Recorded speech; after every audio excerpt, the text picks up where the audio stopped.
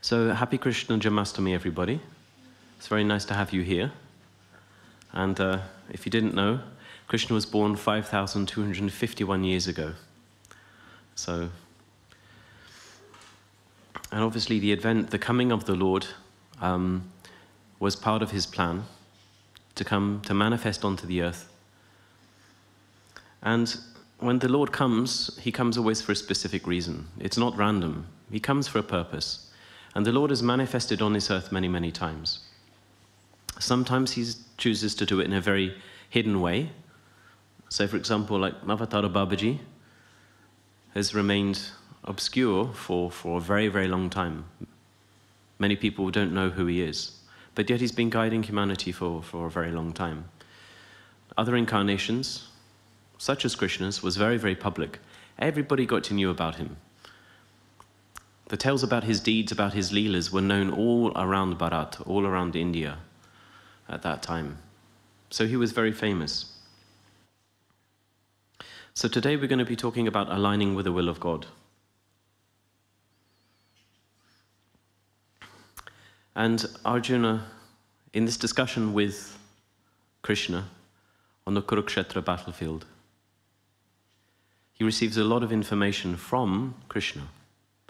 He receives a lot of understanding. And part of that is understanding how to align to the will of God. And Krishna, obviously, because it's Krishna Janmashtami, he appeared, part of his work in that incarnation was to give humanity the wisdom, the knowledge, to come through this very dark age, which we call Kali Yuga. It started about 5,000 years ago, and it runs for 432,000 years. So Krishna said to Arjuna, Yada yada hi dharmasya glani bhavati bharata abhyuthanam adharmasya tadatmanam strajamyaham, saying that Arjuna, whenever there is a decline in dharma, in righteousness, and an increase of our dharma, it is then that I manifest myself.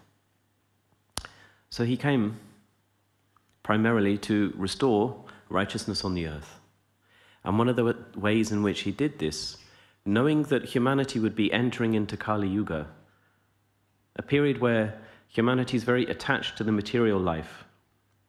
Many years ago, when I was walking on my way to work in London, I was walking down the road, and I was walking past the bus stop, and they always had the advertisements at the bus stop, and it said, "Why have love when you can have chocolate?" And this is like the materialistic age of Kali Yuga. There's like, yeah, why really have love when you can have something material? So of course, we're very attached to materialism in this age, in this day and age. And as a result of this, it's easy to become lost, deluded, to forget why we're here. What is the purpose of life? So the Gita was given as a reminder to humanity, to remind them what you were here for. What is your purpose? Is there a purpose for the soul? Do we have a soul? What is the journey of that soul, and what is its destination? What is the purpose of God? And can we align to the will of God? This is all covered within the Bhagavad Gita. So the Gita is going to be the main scripture that we use for today's lecture. I'll be taking a lot of different verses from different parts of the Gita.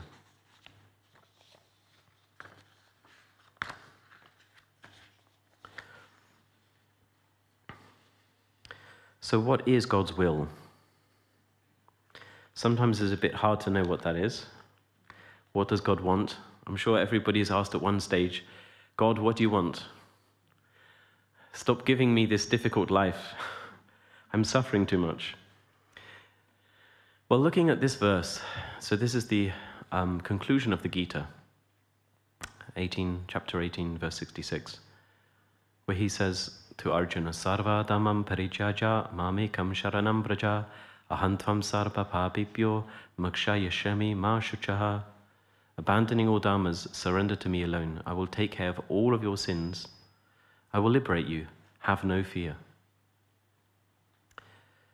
It's all about relationship. Ultimately, this journey, this path of life, it's about relationship. In the Bible, Matthew 22, verse 37, Jesus is answering somebody, and he says, Love the Lord your God with all your heart and with all your soul and all of your mind. And in the Gita, Krishna talks also specifically about relationship. It culminates in relationship and how to have that relationship. The Supreme Being, Narayana, manifests in different aspects: Rama, Krishna, Narasimha, many others. He comes to remind about relationship, primarily relationship, more than anything else. And he wants to have a direct, loving relationship with humanity, with every single person. But we might not understand that actually completely. We might not understand what it means to have a relationship with the Lord. And what kind of relationship would we have if we had one? Well, he says in here, he says, surrender to me alone. So it's very exclusive. The Lord wants your love exclusively. He wants your focus exclusively for him. He wants your love exclusively for him. He wants your focus exclusively on him. And there's no plan B. When he says surrender to me alone, he means there isn't a number 2 or a number 3. There is only a number 1. Just before I was initiated, Guruji pounced on me and he asked me a question: when will you become a monk? And I was very shocked. I was not ready for this question at all. I'd only met him like 3 or 4 times. And it was just like out of the blue. So I said, oh, give me a year to make that decision. I need to make that decision with my heart. So I was in the process of making that decision. And I said to God, okay, God, wherever you are, if it's not meant to be, or if it is meant to be, these 3 Matajis that I'm interested in, it will not work out. Because I really wanted to test, I really wanted to make sure we're not going to have an accident here, are we? And I'm going to go in the wrong direction of life. So obviously, it didn't work out, being a monk for many years now. And obviously, God wanted to have a relationship. He was like, no, stop playing around with the material world. It's time for you to have a relationship with me. So God is asking for that relationship, and a sincere relationship of love and devotion. Now, he wants that love, he wants that focus exclusively for him. And in that, with that focused mind only on the Lord, and the love directed only towards the Lord, there can't be any other thing really in your life. There's a saying, you give somebody the finger and they take the arm. Well, it's like that with God, but much more. You give the finger, he takes the hand, the wrist, he takes the arm, and he takes the whole body. Eventually, he takes everything, including the heart. Guruji said when he was giving the commentary on the Narada Bhakti Sutras, he said, true devotion awakens only when the mind is free from all cravings, all desires. That supreme bliss will awaken only when there is complete renunciation to the external enjoyment. So it means that we're not looking for enjoyment anymore in the external reality, in the material world, in the material creation. We've renounced that. We've said, okay, I've had enough fun in the world. Now I'm just going to look for the divine. I'm going to look for God. Many saints have attained that relationship and to the supremacy of that relationship.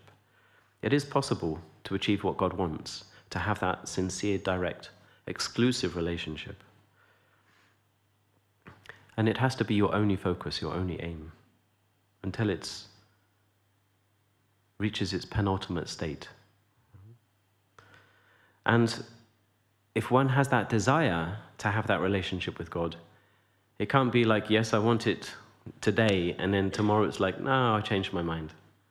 It has to be the same want, the same desire, the same aim, day after day, week after week, year after year, decade after decade. Yeah. Or maybe life after life after life after life. Can also be like that. This is how it is in the lives of the saints. They've come many, many times to have relationship.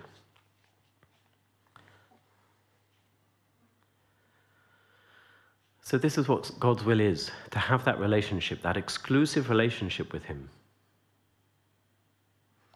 So we have to ask ourselves, do we have to do what God wants?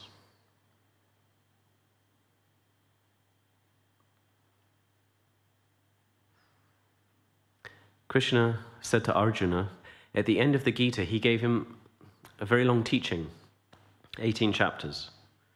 He was discussing a lot of topics. He went into great depth about explaining the nature of the universe, the nature of the material creation. He also showed him, Arjuna, who Krishna truly was.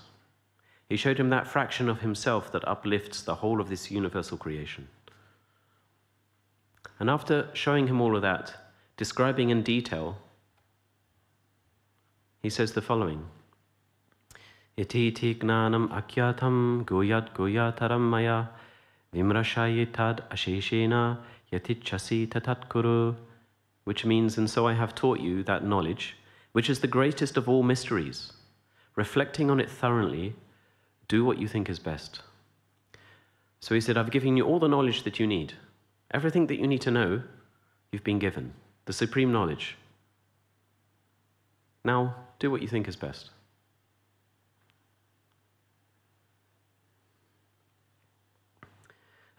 He also says in the Gita, chapter 18, verse 58, focus your mind on me. By my grace, you shall overcome all obstacles. If, he says, however, out of pride, you do not listen to me, you will be ruined. So Guruji was saying also about this, about the material world. When he was giving the commentary on where he's giving a lecture about the Bhakti Sutras, he said, when you come to that state of forgetfulness, you will throw in yourself completely into the mercy of Maya. So when you come into the mercy of Maya, you are meant to suffer. Misery will be your reward. That's good news, isn't it? But whereas a devotee is completely depending on his kripa, he can never ever forget about him. For them, each moment, each breath they take is constantly a remembrance of him. Each inspiration, expiration, it's a reminding of his love. So this is what we talked just a little bit earlier about that exclusivity, where the focus, even every single breath, is focused onto the Lord himself. Just imagine the intensity of that focus. It's like a laser beam. So Krishna is saying, like, here it is. Here's my advice. You can either take it or leave it. Of course, afterwards he highly recommends Arjuna to take a certain step, a certain direction. Now, Krishna is not sitting there like coming from a space of neediness. I need you to love me. You must love me. He's not saying that at all. Earlier on in the Gita, he says in chapter 9, verse 29, I am the same to all beings. There is no one hated by me, nor is there anyone I am partial to. But those who worship me and have devotion live in me, and I live in them. So here he was saying there isn't anybody that he favors more or less. I've seen this in the relationship with Guruji. He has devotees all the way around the world. And when one devotee has a problem with another devotee, he doesn't say, yes, I favor you and I don't favor you. He's indifferent to both. But he might put them together and say, you work out your problems. It's your responsibility. But he doesn't show that partial. But it also says here in this verse, but for those that do not pursue that relationship with that Supreme Being, then what? What does it mean that they will be ruined? In chapter 16, where he talks very much about the divine and the demonic qualities of the individual, he says in chapter 16, verse 9, 10, and 16, those who have ruined themselves and have little intelligence. Little intelligence means what? Acting from that state of egoic identity. I am my mind, I am my body, I am my senses. It's that perception of life from the ego. And have little intelligence hold these views. Hostile to all, they perform cruel deeds and bring destruction to the world. Filled with insatiable desires, due to delusion, They stubbornly hold to false ideas. They act with insincere intentions based on deceit, pride, and passion. Bewildered by so many fantasies, caught by their net of delusion, and addicted to sensual enjoyments, they fall down into hell. So Krishna is stating here very clearly that you have the right to choose, but there are clear consequences depending on what choice you make.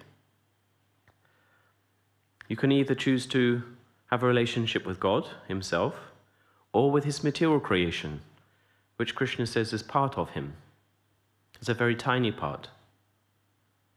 You have a relationship with his material creation or him. Ultimately, that's the only choice you have to make. There's only one choice, ultimately, in life. But Krishna actually says,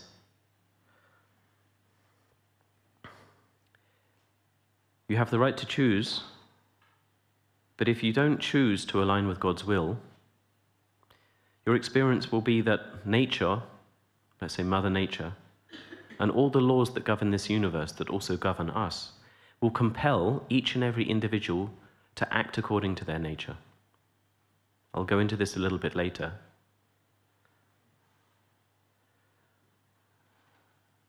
But one will be, let's say, forced, according to one's nature, to act in specific ways. And in verse 16 there, it says, being bewildered by so many fantasies, caught by the net of delusion, and addicted to sensual enjoyments. There are many types of addiction that we can have in this world. Computer games, YouTube, food. Anybody been addicted to food? Smoking, sex, films, TV, music, drugs. Pick your addiction. There's one for everybody. Shopping. How about window shopping, Mataji's? Amazon Prime is the next window shopping. It's very quick. One click. You've just purchased something. Netflix. We can go on and on. There's so many different addictions. Through our senses, we can get attached to this or attached to that. It can be endless. Oh yes, the pleasure of the senses. Give me. Yes, I got this. Now I want this, and now it's gone. Oh, I want something else. And it's a continual game, like running after that state of enjoyment, having something, getting something. So anyone at some point in your life, you feel that your life was a living hell? You feel that, oh my God, that my life is hell. Let me out of this life. I've had enough. Have you been there? I met an author many years ago. His name was Neil Donald Walsh. And I went to Scotland to be there for a weekend to listen to him. And he was telling us the story about how in his life he was in a good state. He had a family with children, he had the house, the car, he had everything that he wanted. He had a good job in a radio show.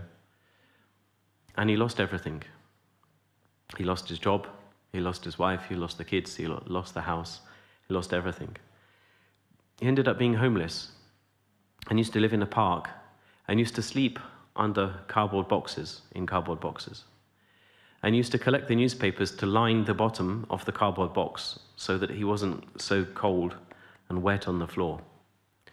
One day when he was collecting the newspapers, he saw an advert in one of the newspapers for like a guy on the radio presenter. So he applied for the job, he got the job, and he was so happy because he had the chance now to get off the streets. So he's back into work, he manages to get himself an apartment. He seems to be going down the right road of life, and then all of a sudden he gets fired. Just like this, out of the blue he gets fired. So he gets so angry when he gets that message. He's sitting at home, he gets that message, he's been fired. He's so angry, he doesn't know what to do, and he's arguing with God. Why? Why did you do this?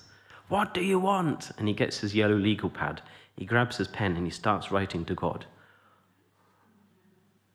He wasn't expecting an answer, because he asked God, why? What do you want?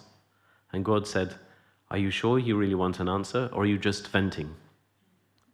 And it began a conversation. Many books were written. And one of his books were, What Does God Want?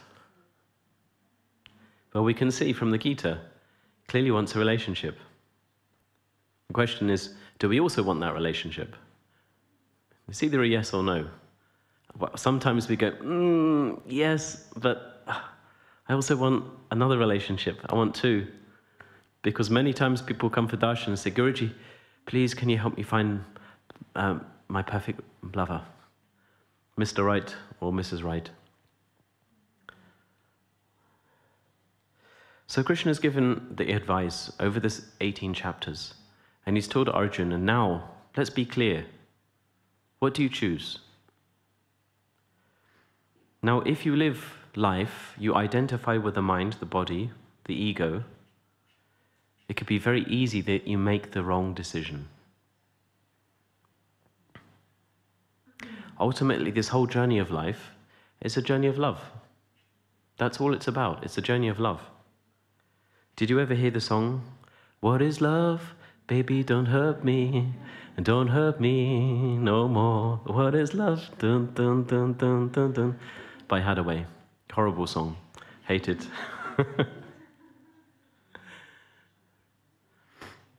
So people are searching for love.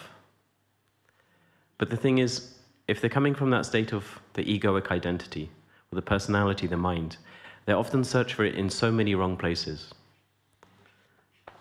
And some people might even think, unconditional love, does it really exist? No, can't do. Of all the places I've looked in, it's not possible.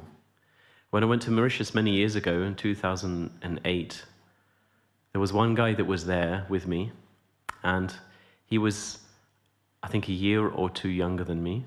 So he was like 29. And I asked him, he asked me, like, how many relationships have you had? So I was counting them on my one hand. And then he said to me, guess how many you think I've had? And I was like, I don't know, you know. He said, no, guess. And I was like, 10, 15. He says, no, more. I said, 50, no, more. 100, more. 200, more. I was like, 300, more. I was thinking, oh my God, is this possible? He said, like, I've had 700 relationships. And this guy's like not even 30. And I was trying to do the maths, you know, like, okay, he went through school, and then after that, he was probably like a certain age, and then I was thinking, oh my God, is this even physically possible? And he was completely depressed, utterly depressed. He tried everything that he could in a human relationship, and for him, it was completely meaningless. There was no love into it whatsoever. I mean, that was his experience. So what experience are we seeking for? What kind of love is that you're longing for? Love that brings pain, temporary happiness, sadness, separation, or an eternal love that brings peace, true joy and bliss? So Krishna is asking and showing Arjuna, having had that long conversation, what is it that you want? Many times when people come to meet Guruji, Paramahamsa Vishwananda, he asks them, what do you want? Sometimes when they ask him, are you my guru? He says, what does your heart say? What does your heart feel? He wants them to answer their own questions. I know a lot of times, some of the devotees, they ask Guruji, can you tell me this, or can you tell me that? And he just doesn't answer. When they get to a certain stage in their relationship with him, he doesn't want to have to answer all the external questions. It's time for them to begin to go inside and feel truly for themselves. What is the right way here? How do I navigate? So the whole of humanity can put themselves in Arjuna's place. If we're conditioned to having a relationship with Krishna's material creation, with God's material creation, then in the Gita he's showing us how we can navigate out of that and come to having a relationship with him. And so he provides many points on how to do this. For example, in chapter 9, verse 27, he says, whatever you do, whatever you eat, whatever you offer in sacrifice, whatever you give away, whatever austerity you practice, O Arjuna, do it as an offering to me. So he's showing here, it doesn't matter what you do, make it an offering to the Lord. Everything that you do. When Guruji was in Vrindavan and he was doing pilgrimage, one of the pilgrimages, well, probably more, the Matajis went out and they all did their shopping. They was all very excited. They're coming together in groups and they was going out down to the Loi Bazaar and they were buying their saris and their earrings and all these, wonderful things, yeah? And then they came back and Guruji could see that they were very happy. They'd all been doing their shopping. And then Guruji said, okay, what did you do? And they was telling him, yeah, we went this, we went there, and we did this. And Guruji says, okay, well, tomorrow I want you to go out shopping. And they were happy.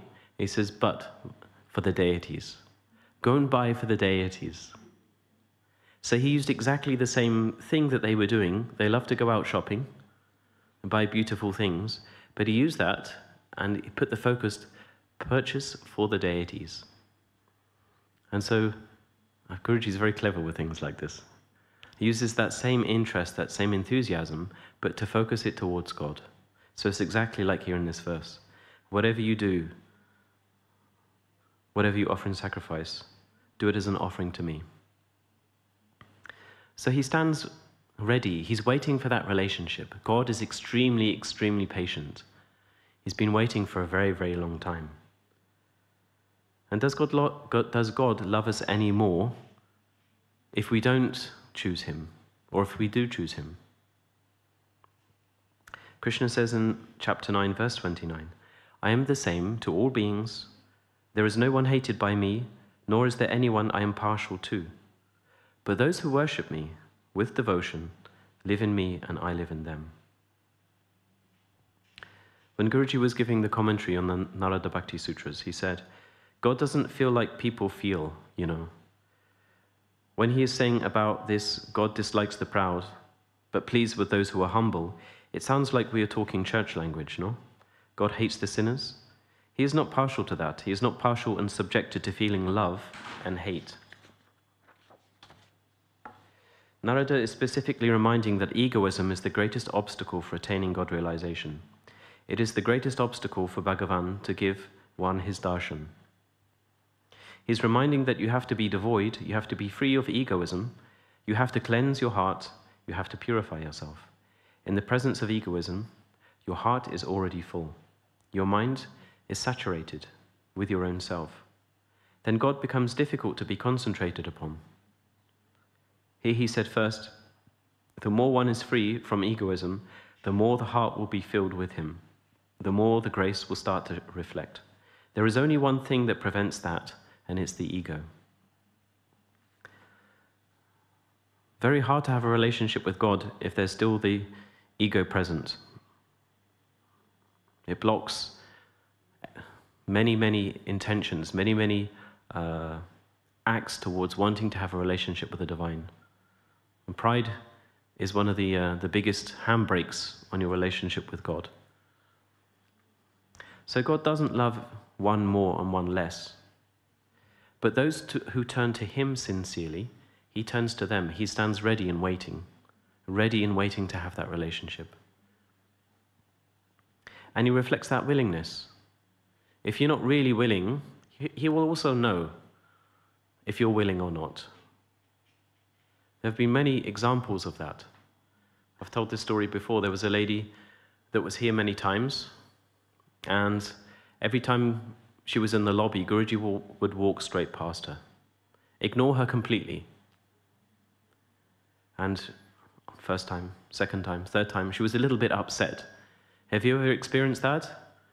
Where you think Guruji's going to talk to you and he just walks past you, completely blanks you, as if you don't even exist? and then maybe he talks to the person next to you, but he doesn't look at you at all. Some years after I was initiated as a Swami, he always used to say, "Oh, Swami, Swami." He would play the game like he'd forgotten my name. Like, "Who are you? Yeah, you live in my house, like, for many years. I initiated you. Swami.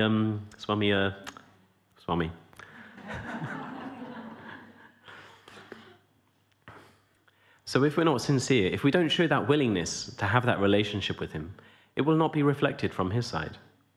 But if we do turn to the Lord, with that willingness, with that sincerity, it will be reflected back many more times.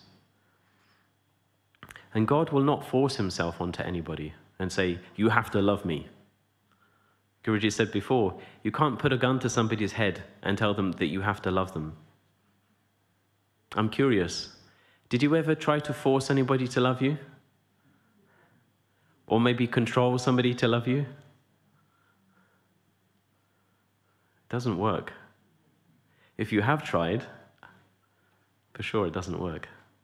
And I know people do try. There are so many subtle ways to control people, isn't there? And it's a game. We try to control people. But to love somebody truly, without any control, sometimes that's scary. There was a beautiful question in one of the online darshans, and somebody asked, Guruji, how can I love like you? It was a very beautiful question. And Guruji was quite surprised, actually, that somebody asked such a question like this. He said, well, that's not easy to love like that. It's very hard. It takes a lot of courage. You have to give completely of yourself, completely, have no expectation. You give everything, the person might walk out any time. And that's not easy, to give oneself fully, but to love without any expectation, to give completely. That's how we can enter into that relationship with God, without any expectation. Expectation comes from the mind. If you don't have a mind, there will be no expectation. When you're completely in your heart, you forget about your mind. When people meet Guruji, he's so in his heart. When they come into that field of his heart, he asks them, "What's your name?" They say, "I don't know." He says, "What do you mean you don't know your name?" They say, "No." They forget their names completely. Their mind is completely off because they're in his love. They forget everything. And when you're truly in your heart, there isn't that expectation there. There is just loving for the sake of loving. So Krishna gives ultimately one choice. You want to have a relationship with my material creation, this universe, very beautiful. We have lots of trees and valleys, sunshine, beautiful people. Or you want to have a relationship with me. So only those who are identified with their ego, with the mind and the body, they will be ruled by one thing often that gets them into trouble. And that's called desire. A desire to experience many things. We talked about addictions earlier on. And there are so many things that we could be attached to in this life. And as we go through our ages, we can be attached to different things. I'll talk about some of those. So, being in this world, if we have to, or perhaps align with the will of God, are we free to choose, really? Do we have free will? This is a question that's been asked many times.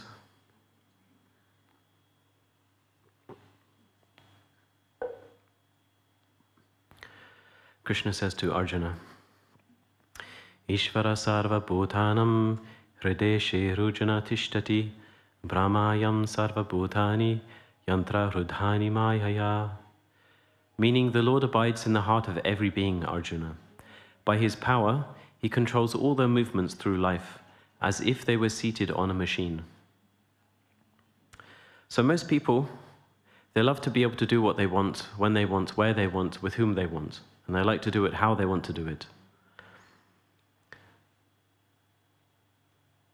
Guruji said about free will, it's a bit like if you have a pole and a rope and a cow. The cow is tied through the nose to the pole with the rope. And you knock the post in, and the cow only has a certain amount of freedom to move the length of that rope. So it can walk around and anywhere within that circumference. But it's not very free. And he says this is how humans are. You have a relative freedom.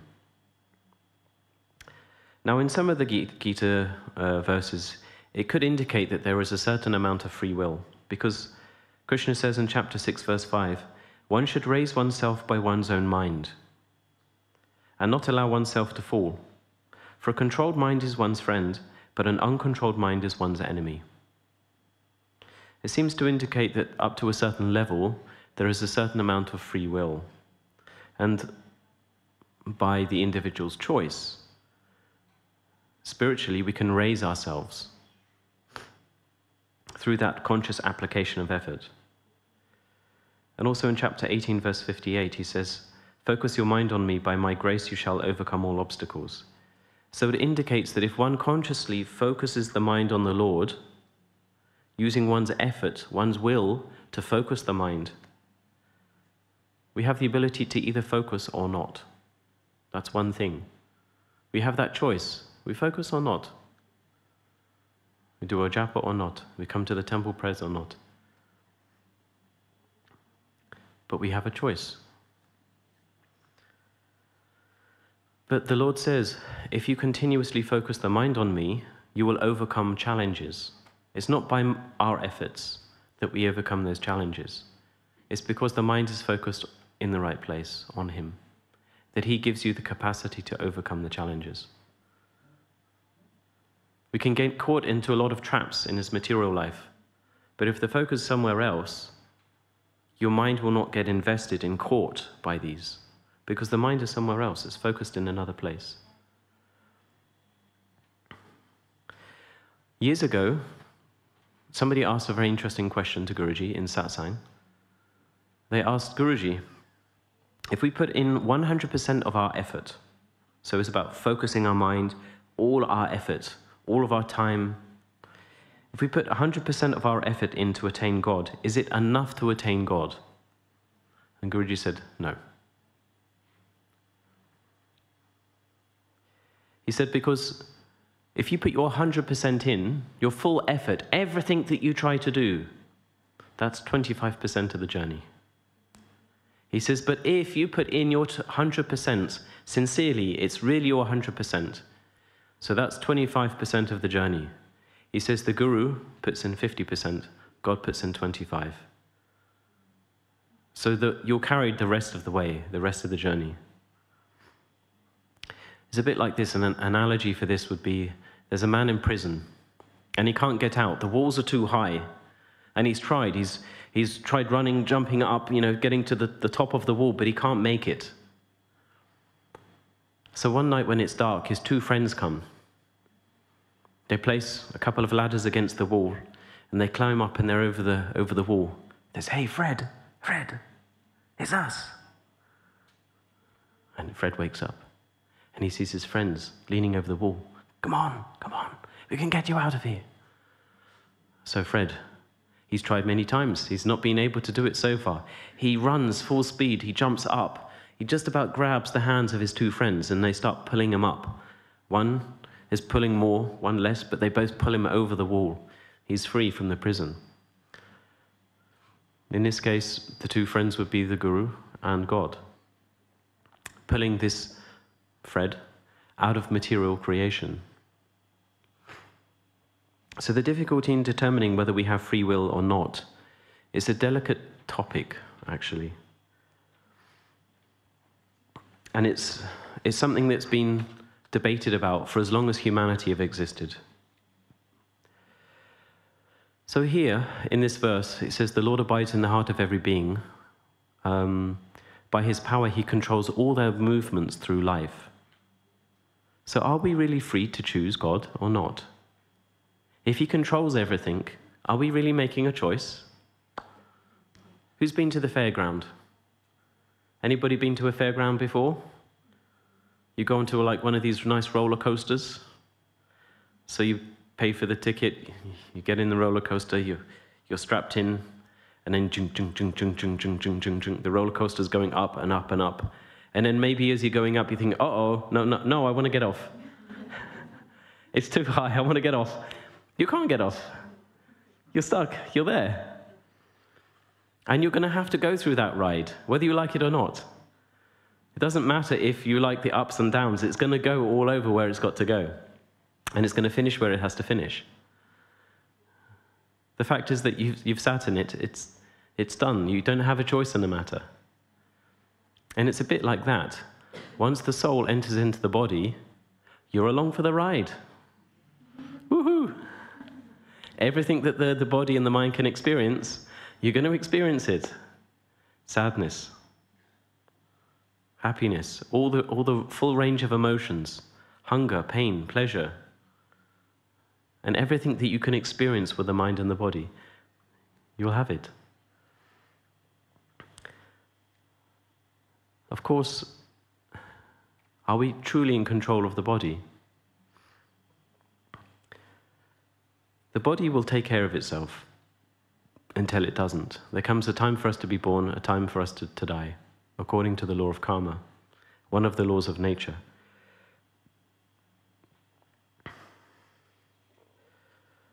There are a lot of people that believe that God is in control of life and in control of everything.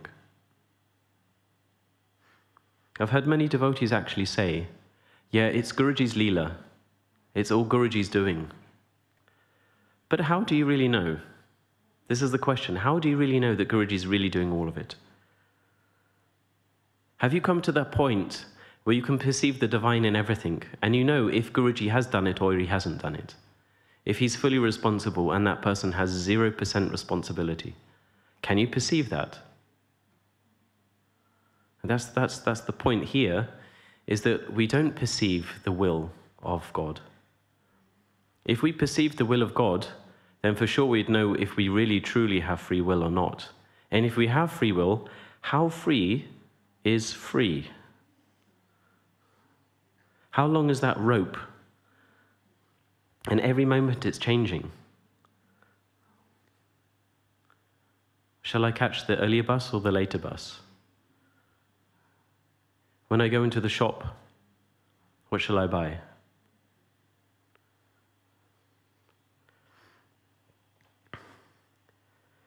You know, many years ago, when I was 6 years old, my mum asked me the first question that I ever had to think. It was the first question that anybody asked me that I had to think. And she asked me, who has had the most impact in your life? Who's influenced you the most in your life? And I had to think. So I was 6 years old, and she was thinking I would say her, or my dad, or my teachers at school, or some of my friends.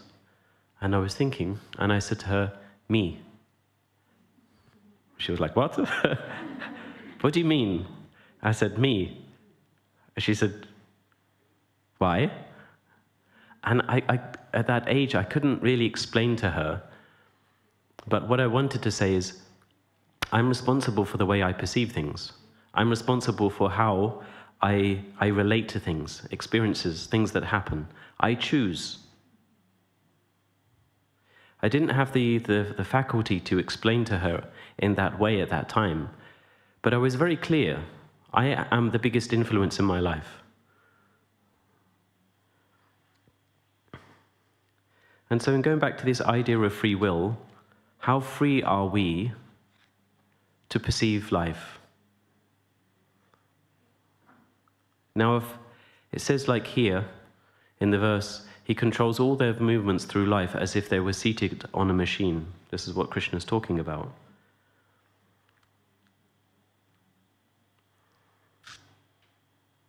If God has complete control over everything, is there really such a thing as free will? If that was really true, you would have no free will at all. Then if God says, well, I want you to have a relationship, it's not I want you, you have to. There's no choice. You have to love me.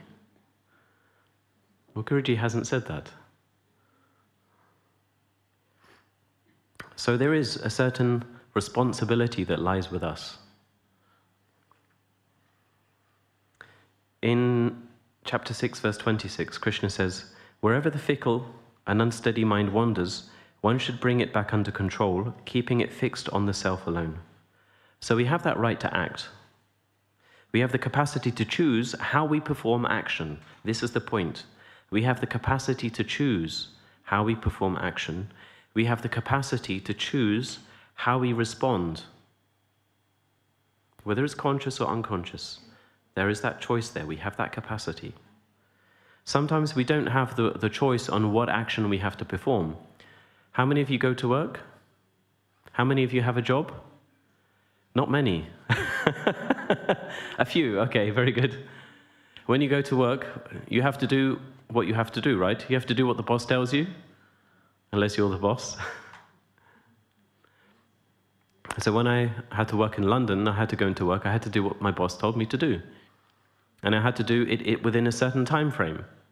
I wasn't free to choose what I wanted to do. I was bound. I had to perform certain actions. And sometimes life is like that. Sometimes you only have a certain amount of time to perform an action. So, for example, when you really want to go to the toilet, it will not wait till tomorrow. So you have to perform action within certain times, and sometimes you're not free to choose that. But how you respond to that action, or actions from others, is up to you.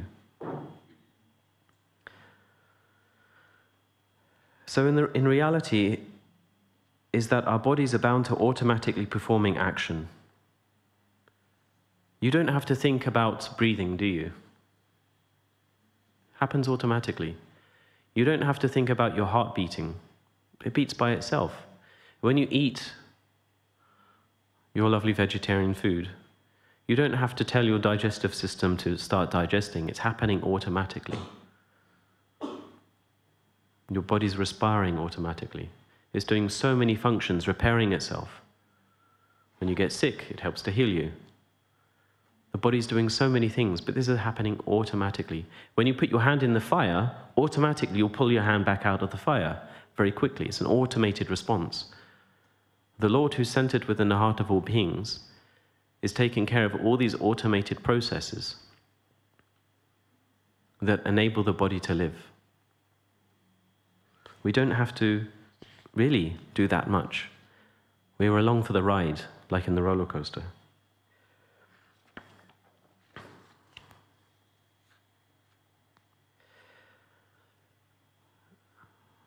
So in chapter 6, verse 24, Krishna says, it should be done whilst renouncing all desire for material things and restraining the senses through the mind alone. So one thing about free will is that we can choose how we use the mind and how we focus the mind, or how we detach the mind from certain things. And as I talked earlier on about addictions, we can attach the mind into these things or not. I must have, I want it, I need it. I need it tomorrow and the day after. Or you can train your mind to detach, to let go. Have you ever had that experience when desire gets you into trouble? Wow, you're very spiritual yogis, all of you. For sure, I'm sure many of you have been in trouble because of desire. You wanted something at some point in time. Many years ago, when I was very young, I had the desire to be a Jedi.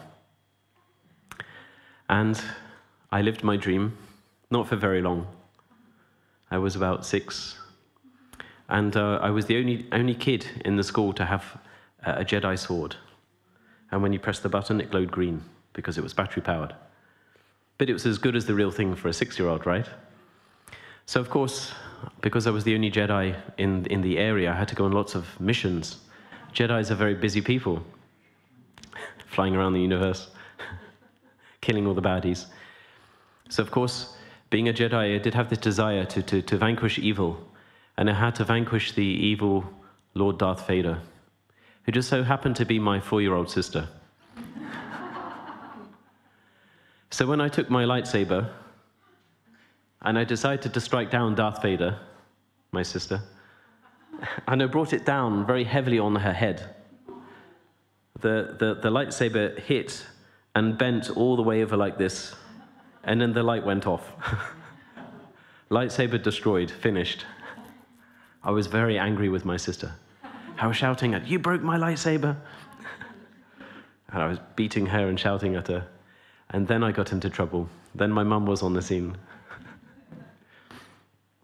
So desire can get you into trouble in so many ways, at all stages of life, life after life.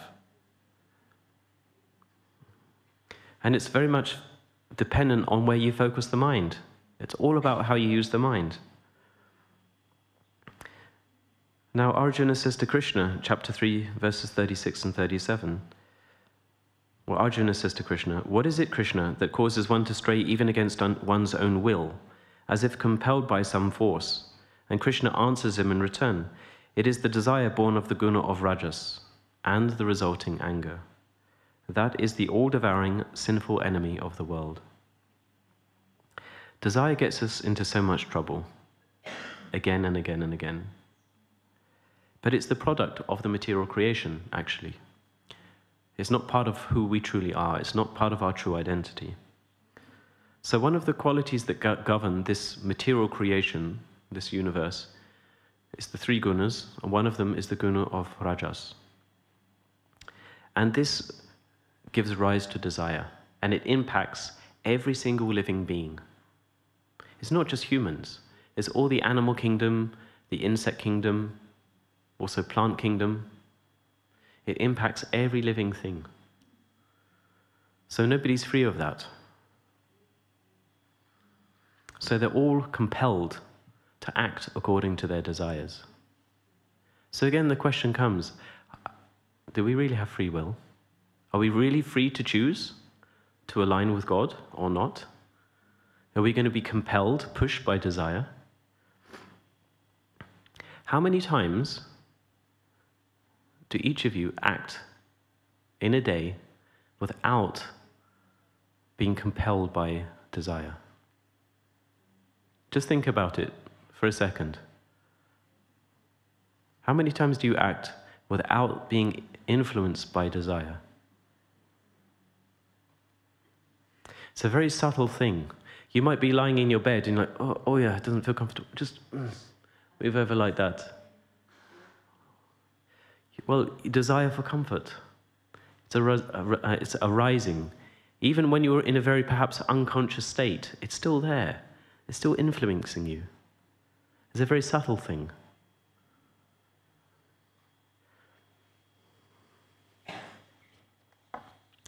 Guruji gave a lovely satsang in relation to this topic of free will and will. So the question was, Guruji, can we really change at will, or only when the moment allows us? How to really change whenever is necessary? Guruji said, wow, that would be amazing. The changing at will is like asking you don't like something, start liking it. There's a product in England called Marmite, and it's a product, either you love it or you hate it. There's nowhere in between. I don't know if you have something like that in your countries. Some people love it, some people hate it. It's disgusting. Don't ever have it, by the way. So Guruji said last week, somebody asked me the similar question. You see, meaning to change at will means that we have a free will. You have a certain freedom upon something. We can change at will. Can we do that? No.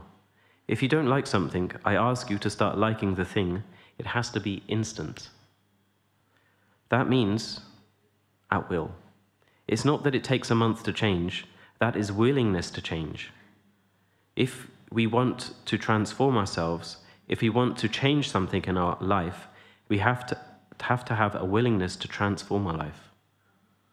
So free will, willingness, I want to change. Let's put that into action. Let's take certain steps. Let's take some months or years or decades to get there. That's will.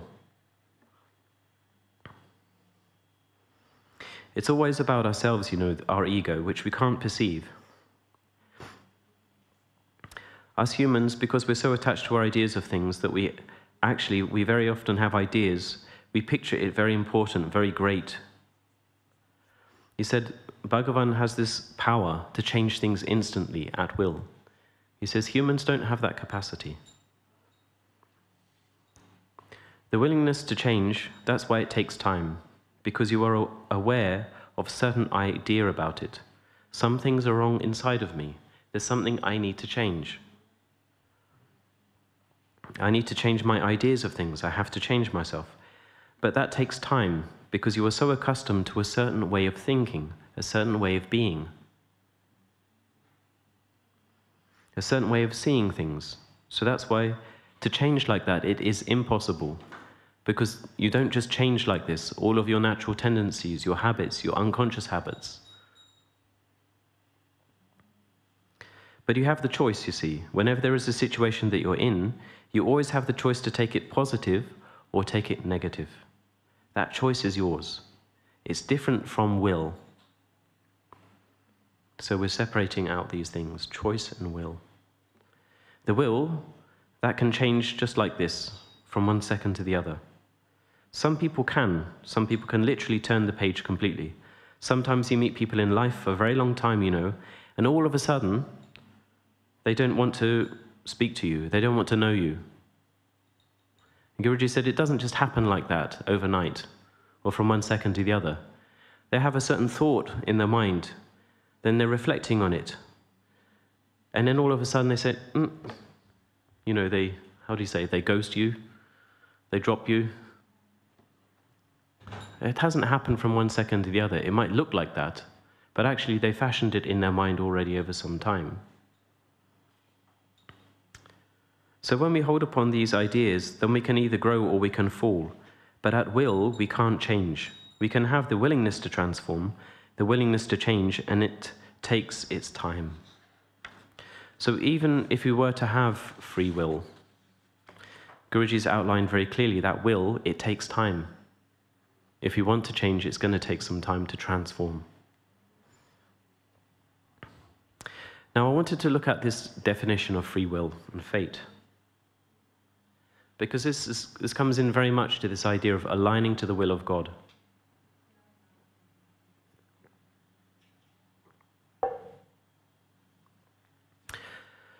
Free will is the power of acting without the constraint of necessity or fate. The ability to act at one's own discretion.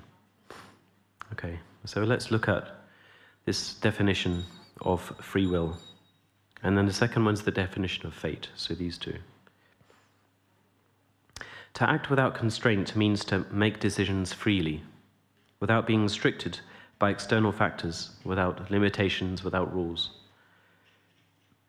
Say, for example, I'm free to choose what I want to eat. So I go into the supermarket. Maybe I'm diabetic, so I can't choose the products which have sugar in. Maybe I've only got €1.25 in my pocket.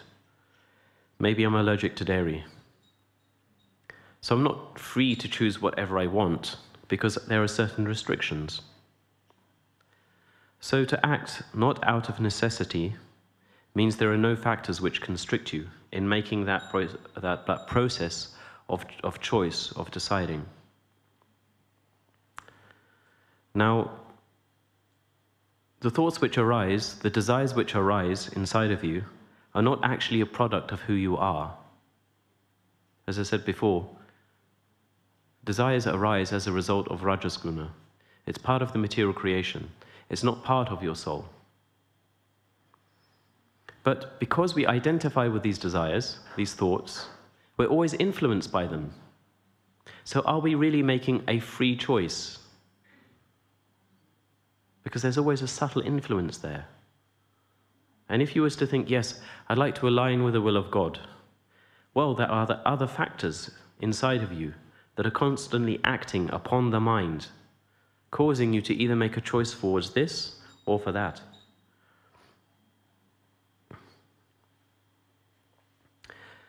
So just to talk a little bit more about the gunas, Krishna says in chapter 3, verse 27, all actions are being performed in every way by the gunas within material nature. One whose mind is deluded by the sense of individuality thinks, I am the doer. So this is interesting here. He says, one whose mind is deluded by the sense of individuality thinks, I am the doer. So because they're stuck in that sense of I, me, and mine, that personality that has an identity, doing all the actions. But Krishna is saying this is not true.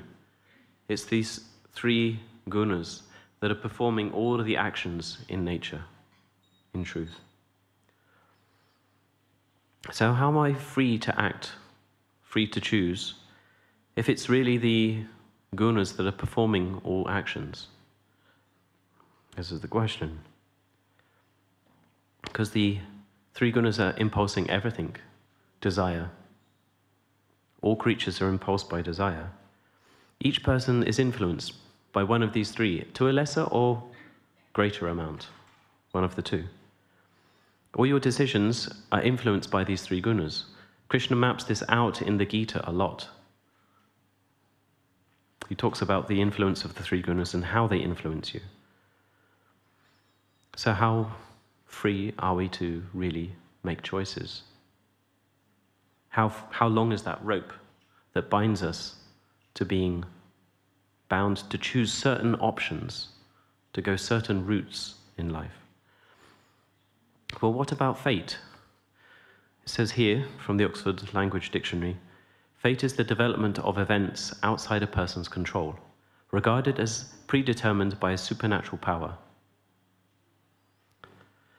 So let's see, are we able to act not out of fate?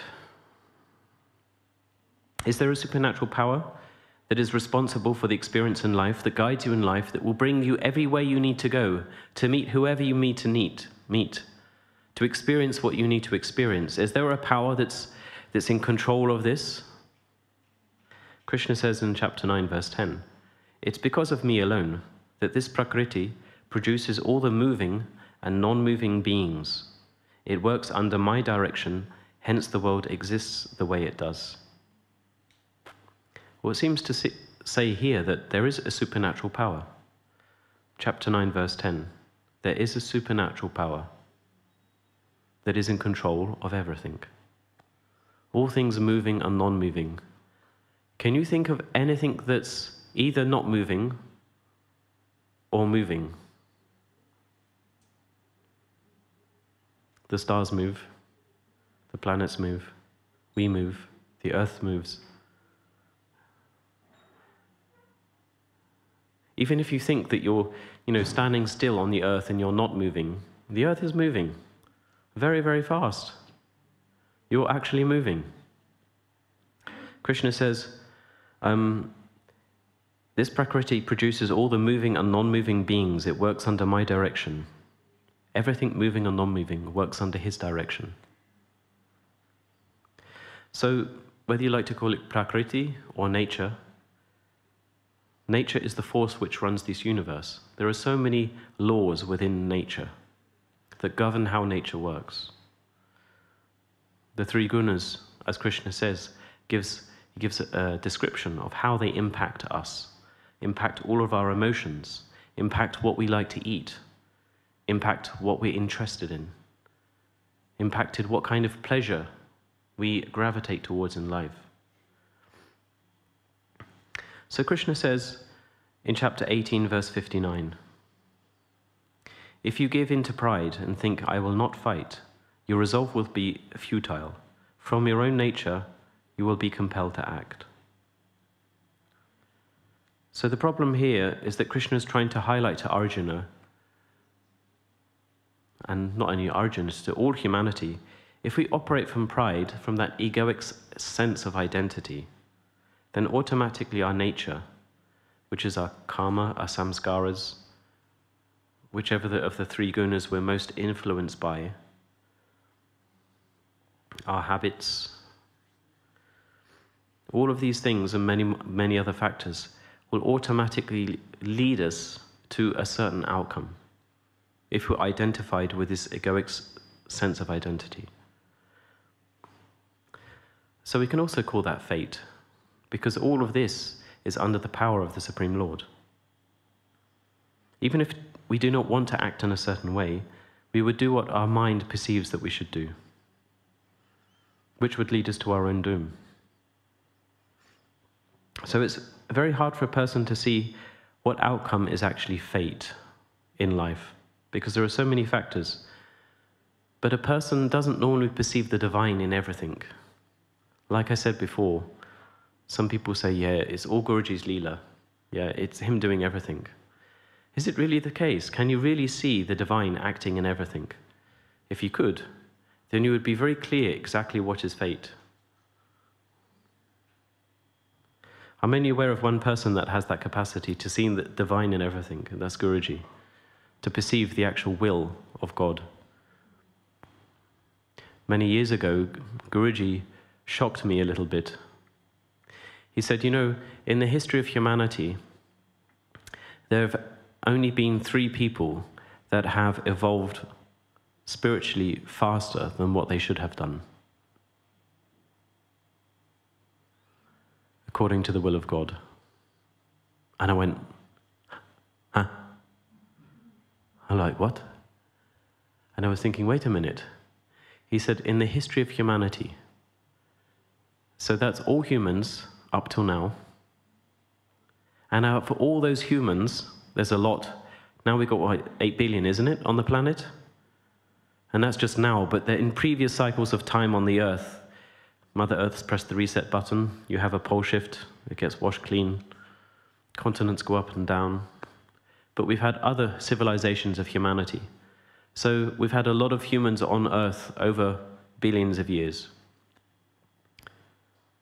And he says, in the history of humanity, there's only ever been 3 people that have evolved faster than what God had planned according to the human evolution.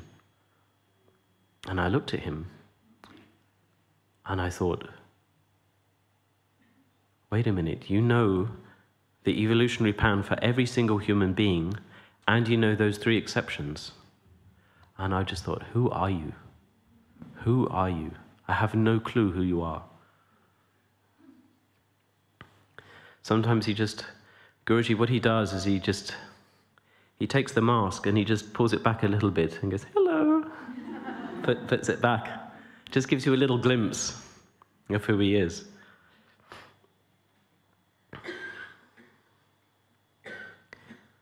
So Krishna says in chapter 7, verse 7, sorry, translators. They're trying their best to keep up with me. Chapter 7, verse 7, he says, there is nothing higher than me, O Arjuna. All of this rests upon me like pearls on a thread.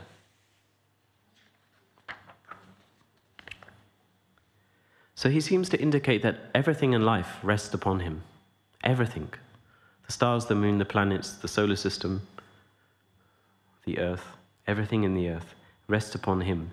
He holds everything in place. And if that's the case, then there is a supernatural power that is in control and holding everything. Then for sure, there is a fate. There is a plan. There is a destiny. There is fate. Absolutely. Then how limited are we to make decisions? This is the question. Are we just free? We can just jump in like that to align to the will of God? Or are we going to be destined to play in the material realm and enjoy another life, another life, another life without that relationship with the divine? Guruji tweeted recently, watch your thoughts, they become words. Watch your words, they become actions.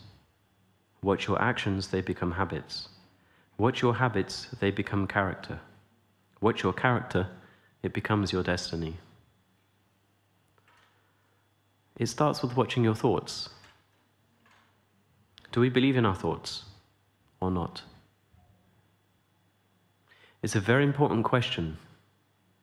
Who would I be without that thought? It's a question that's used in therapy. Some people have a thought that they're not loved. When they believe it to be true, it produces certain emotions, certain responses. He doesn't love me. She doesn't listen. It's not fair. Who would you be without that thought? We all have our thoughts. We have our, our video playing in the background. We have certain kinds of thoughts. What's your thoughts? Are they really true? We can choose how we experience life circumstances. Even though we're influenced constantly by many factors, the gunas, samskaras. Actually, I had a choice to see whether I did this lecture. I was asked, would you like to do this lecture? And I said, no. I said, no. Well, I'll do the lecture, but I won't do this one. I don't like the topic aligning to the will of God. I'll pick another topic. So I picked another topic. And I said to the Academy, can I do this one? And they said, no. So I said, okay, then guess I'll do aligning to the will of God. I guess it was God's will that I have to do this lecture. Maybe God was like, okay, this is Swami, needs to align to the will of God, needs to listen a little bit better. So it can be difficult to align to the will of God because we don't know what it is. In knowing what God wants, we have to cultivate, firstly, that right thoughts that we have in our mind. Then from right thought comes right speech and right action. But it starts with the mind. And only through consistent practice of focus with the mind can we actually align ourselves to what God wants. It might take many days, weeks, months, years, can take many lives to align with what God wants. So the question arises, well, what happens if I do not listen, if I do not choose what God wants for me? What then? Did you ever have that thought? Well, what happens if I don't do what Guruji tells me?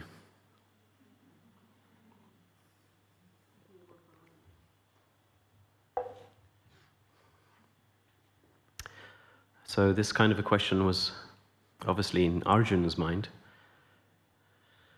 Krishna says to Arjuna, Machita sarva durgani maprasadat tarishyasi atachidvam ahankaran nashoyasi vinakshasi. Focusing your mind on me by my grace, you shall overcome all obstacles.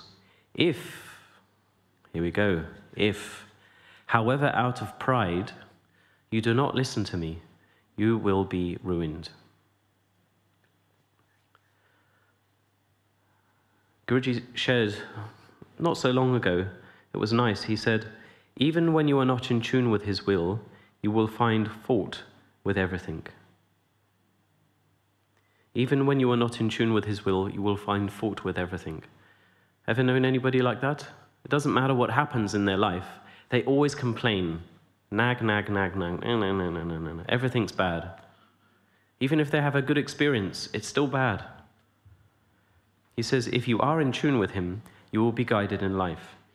If you are aligned with the will of God, you will be happy with life and accept whatever comes.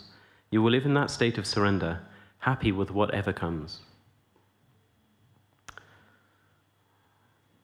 So in this verse, Krishna is emphasizing the importance of humility and surrendering to divine will. He is cautioning Arjuna, not just Arjuna, actually all of humanity, everybody, against letting pride or ego dictate our thoughts, one's actions.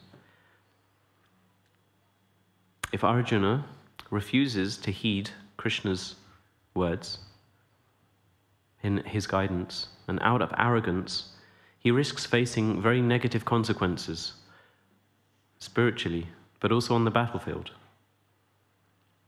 And so it's very important to set aside one's ego and really to look at what is being asked of the divine for us in our lives. So not only Krishna, but many God-realized masters come. Many saints come with the same message again and again and again. Guruji's had 127 incarnations on this planet.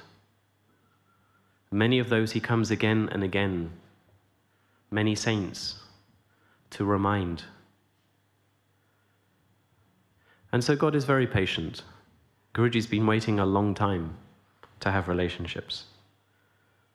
But he will only remind. So Krishna says about people who are ruled by the egoic nature. He says in chapter 16, verse 4, hypocrisy, pride, anger, rudeness and ignorance, O Arjuna, belong to one who possesses a demonic nature. Then he says in the same chapter, verse 10 and 16, filled with insatiable desires due to delusion, they stubbornly hold to false ideas. They act with insincere intentions based on deceit, pride, and passion. Bewildered by so many fantasies, caught by the net of delusion, and addicted to sensual enjoyments, they fall down into hell. So this is what I read earlier. It gives a very vivid statement of what can happen when we choose to focus the mind into the material creation. He goes on to say in verses 19, 20, and 21 of chapter 16, these wicked people are filled with hatred and are the worst of humankind. Within this cycle of birth and death, I continuously cast them into the wombs of demonic beings. Life after life, these fools exist among demonic beings and never attain me, O Arjuna. And so they attain the lowest state of existence. There are 3 gateways to this hell: desire, anger, and greed. Therefore one should abandon them, as they bring ruin to the soul. These verses you've heard before. There was one person, having met Guruji, decided to leave. And wasn't the first, will not be the last. And Guruji said about this person, he said, if he only knew how long he has taken him to come to me. And Guruji was talking about what's written in the scriptures. He says normally about 100,000 human incarnations it takes for one to attain self-realization. Guruji said it can be more than that, between 100 to 200,000 lives. Just imagine if you lived for each life 30 years. That would be 3 million years. Imagine living for 3 million years. Yeah, you all have lived for that period of time, incarnating again and again and again. 3 million years. What would you do with 3 million years? Well, you'd do it over and over again. And you'd do everything that you possibly could. Everything that you could possibly wish to do, you would do. All the desires that you wish to have, you could fulfill. But yet here you are again. 3 million years. It's a long time. A very long time. There was one man who was walking with Guruji. They were together, they were walking in the light hall, and this man was talking with Guruji, and he was asking Guruji a question, like what he should do, like which direction he should go in. So as they were walking, Guruji was listening to the man, but he was also aware of the soul's choice, what direction the soul wanted to take. So when the guy was asking the questions, Guruji was answering him according to the soul's dictates, the direction that the soul wanted to take. And the man was going, no. Because he has a mind, he has a personality, and from that perspective, from that stance, not the stance of the soul, the divine self, but the stance of the personality. The personality was saying, no, Guruji. Out of the option A and B, I think I'll take B. And Guruji was saying, but I think you should go for option A, which is the soul's choice. And the guy's going, I think I'll go for option B.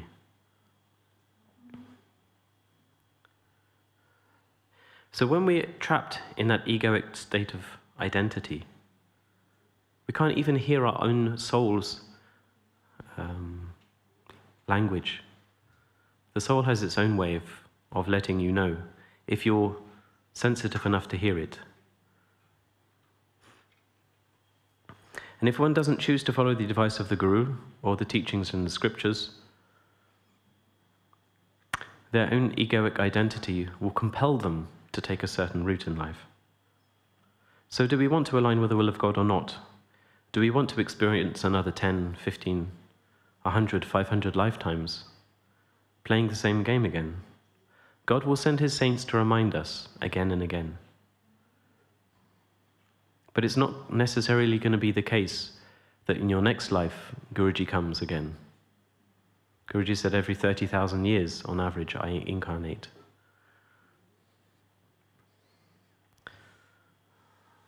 So do we choose to align with the will of God or not?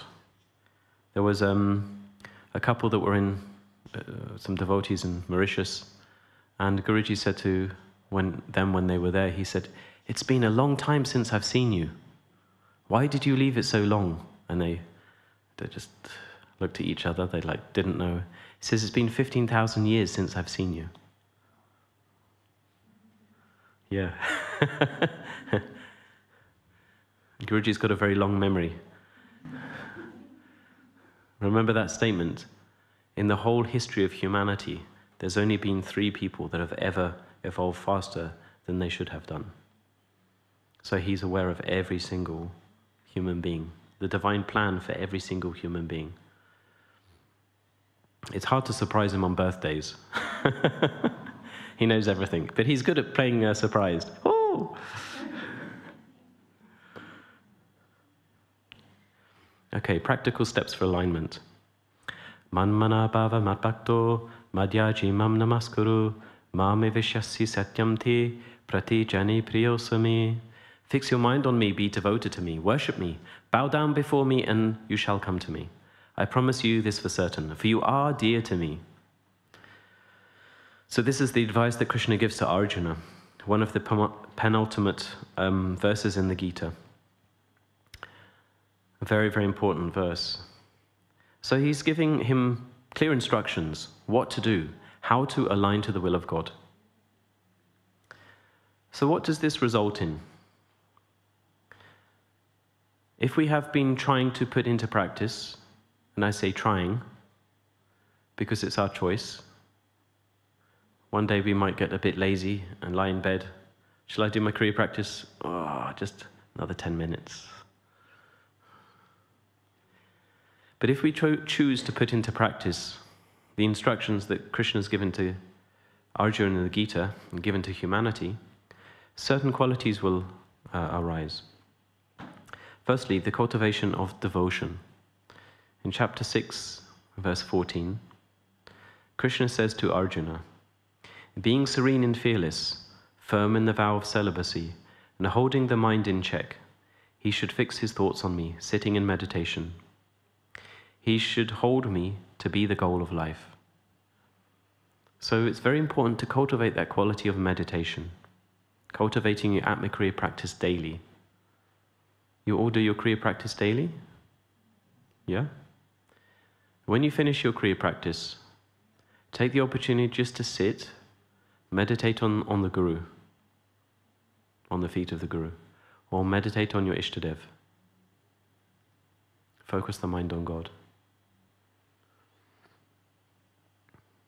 In chapter 9, verse 26, it's Guruji's favorite verse from the Gita. "Whoever offers to me with devotion a leaf, a flower, a fruit, or some water, I accept this offering made with devotion by one who's pure of heart." So offer your love to the Lord every day in the form of puja. It's very important to connect with the divine every day. Because when you're serving the deities, absolutely, well, I can say every day, it's not, you are serving them, but they're serving you much more. There was once a question, somebody asked Guruji, "Guruji, how is it that these some people are born very crippled and they can't even take care of themselves? Why would a soul choose to be born into a body like this, where they're so crippled they can't do anything?" And Guruji says, well, they are, let's say, more advanced souls, and they've come to serve. And this person said, "Yeah, but how? They can't do anything." He says, "They've come to teach you love. He says, when you're serving these people, and they can't do anything for themselves, do you expect anything? And the person said, no. He said, exactly. They're teaching you how to serve without any expectation. They're teaching you how to love without expecting anything back. And then the person realized, wow.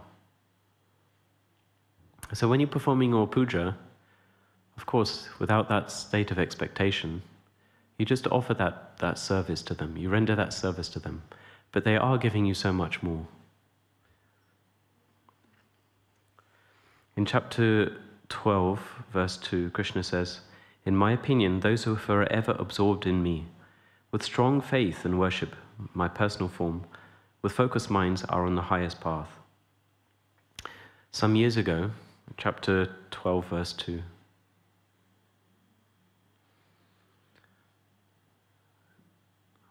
just taking a pause for the translators. Yep.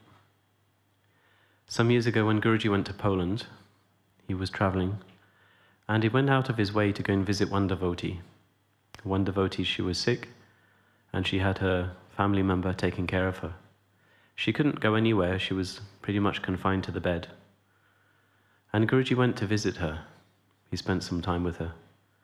And he went because of that quality of devotion. Every day she would do her puja to her deity. Every day she would perform loving service to the divine. And just purely for that, that's what drew him to her. When he was back here, he was saying that was the reason that he went to see her. It was because of that quality of devotion. And that's something beautiful. As I said before, when we have that sincerity and we show that willingness to enter into relationship with God, God reflects that willingness. And so Guruji said, even if you take one step towards God, he takes 100 steps towards you. That's true from so many experiences. Guruji really does. Before he even go to a country to do darshan, he's already on the other levels. A lot of people are having experiences with Guruji before they even meet him. People start dreaming of him in dreams. He comes into their dream and he presents himself, he says hello, they interact, before they've even physically met him. Because when he does travel to that country, he's preparing them for that encounter, for that meeting, for that beginning of that relationship. And Guruji's doing this all the time, meeting people on other levels of reality. And then maybe some months, some years, they get to meet him.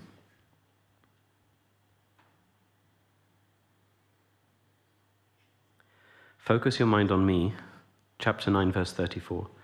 Focus your mind on me, be devoted to me, offer worship to me, bow down to me. Engaging your mind in this way, holding me as the supreme goal, you will surely come to me.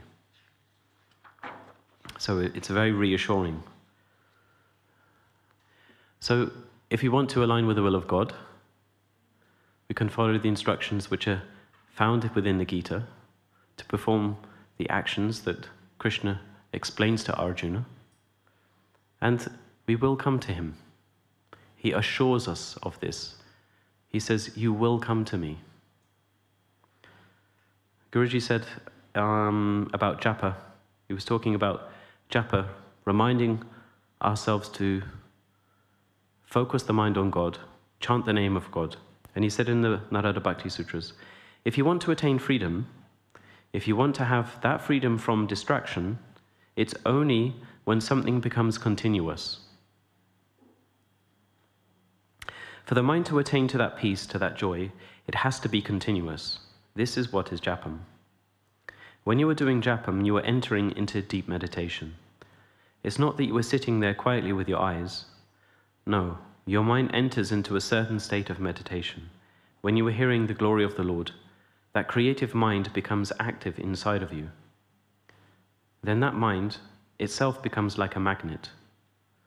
It's like that lady in Poland. She was magnetizing Guruji to her because of that quality of devotion. Guruji went out of his way to travel to her, to be with her. That mind itself becomes like a magnet. Then one attains. That magnet pulls the Supreme Lord himself. That vibration which you have created, That vibration is not just like that. Every pore, every cell of your body starts to vibrate that divine name.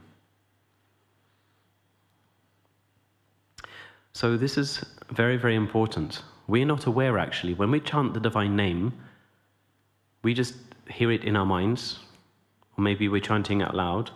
We don't perceive what happens inside of us. That name begins to vibrate in every part of our being. And the divine is fully aware of that. Becomes gravitated, magnetized to us. We might not perceive that, but when we start chanting the name of God, we surely become very, very, attentive from God's perspective. He becomes very aware of us, showing that intention. So practical steps, doing japa, doing your puja. One thing I said is cultivating the quality of vandana, like humility. So before you do your puja, you bow down, and then you perform your puja, and afterwards you bow down again. I call that the Vandana Archana sandwich. Because you have Vandana, you have Archana, and then you have Vandana. So when we come in here into the temple, you come in, you bow down. You cultivate that quality of humility. When we leave, before we leave, you bow down. You cultivate that quality of humility. It's very important to cultivate that quality of humility. If you remind yourself that Guruji is present within each person, Krishna says that he lives in the heart of all beings. So the Supreme Being lives in everybody's heart. But sometimes we don't act like that. Sometimes we're a bit sharp, isn't it? Me also. I'm no better. But if I have that capacity to remind myself that Guruji lives in the heart of all of his devotees, everybody, then perhaps the way I would treat people, the humility that I would have towards them, would enable them to have a closer relationship with God also. So cultivate that quality of humility, practicing Vandana Bhakti. Developing a friendship with God, very important, another practical step. Spend time with your deities. Do you spend time with your deities every day?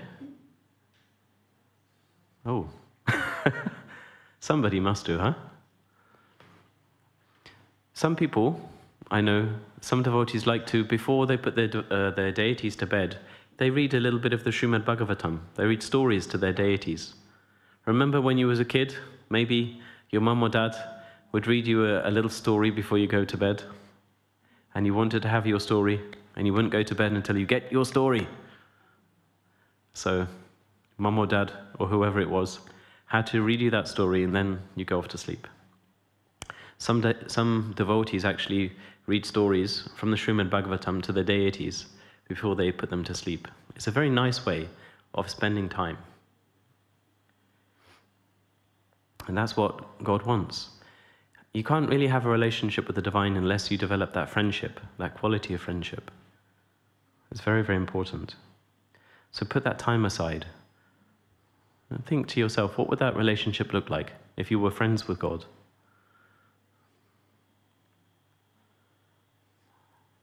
Selfless service is a very important practical step for aligning with the will of God. Because selfless service takes you away from selfishness to selflessness. Takes you from the state of egocentric to being aware of life from the perspective of the soul. So selfless service is a very important way of bringing you and changing that state of identity. So selfless service can be karma yoga, but infused with bhakti. In chapter 3, verse 30, Krishna says to Arjuna, dedicating all your actions to me, with a mind centered in the self, free from desire and selfishness, with your emotions held in balance, you should engage in battle. So every day we've got this opportunity to perform service. You can't run away from it. You have to do service for your mother or father, uncle, wife, children, for your boss, for your auntie, for so many people, for your guru. So you have to perform service, always. But how do you perform that? He says, dedicating all your actions to me. So there is very easy practical ways to do this. Before you start your work, whatever it is, or maybe during when you're working, you can set yourself a timer. You set your alarm to go off, maybe partway through your working day. And then once that alarm's gone off, it's a reminder, okay, I have to perform service thinking of the Lord, thinking of the Guru. So perhaps within a certain time period, 10 minutes, 15 minutes, you try to offer and think of the Lord, of the Guru, and you offer everything to him during that time. Maybe to do it for the whole working day, 8 hours is not possible. But you start small. When you start small, it's achievable. And when it's achievable, you go, okay, I've done this. You build your confidence. When you build your confidence, I can take a bigger step. So maybe it's 20 minutes, then it's 30 minutes. So a very practical step that you can take. Set yourself a little timer during your work, and once that goes off, then you've got 20 minutes, 10 minutes, 15 minutes to offer all of your actions towards the divine. And see how you do. Following the Guru's adesh, so the instructions from the Guru, very important factor, a practical step for alignment. There will be each person, everybody has a specific dharma, a karma that they incarnate with, and the Guru responds to that. So we're many devotees here, but you don't all live in the same countries, you don't do the same job, you don't have the same kind of families, you don't have the same dharma. But Guruji can instruct each one specifically for what you need to do in your life. So if you have that capacity and you ask, Guruji, what should I do? Option A or B, or C or D. Many times when people come to me to ask Guruji's questions to Guruji, I always give them some advice on how to ask the question. Because it's very important when you approach the Guru, that you approach the Guru in a very clear way, a very open way. I know people that have approached Guruji and asked him a question, and he just said yes. Now, the question was very closed. Guruji, should I do this? Yes. They didn't actually, when they approached Guruji, they didn't actually approach him with, Guruji, should I do this, or this, or this, or do you recommend another option for me? What would you see I should do? Sometimes they approach the Guru in a very closed way, so he gives a very closed answer, because he knows that they don't want to hear anything else. So he just says, yes. And then 2 years later, they say, Guruji, should I really be doing this? And he says, no, of course not. What do you mean? You told me to do this. Yes, I know I did. But why did you tell me? Because you didn't want to hear anything else. So following the Guru Adesh is important. And of course, he gives general instructions for everybody. Do your Kriya, do your Japa, read a verse of the Bhagavad Gita every day. But if you do ask him something specific, you should approach him in the right manner, openly. Option 1, 2, 3, or what's your option, Guruji? What would be your answer? When you approach him in the right way, he can give you very clear instructions that will really benefit you.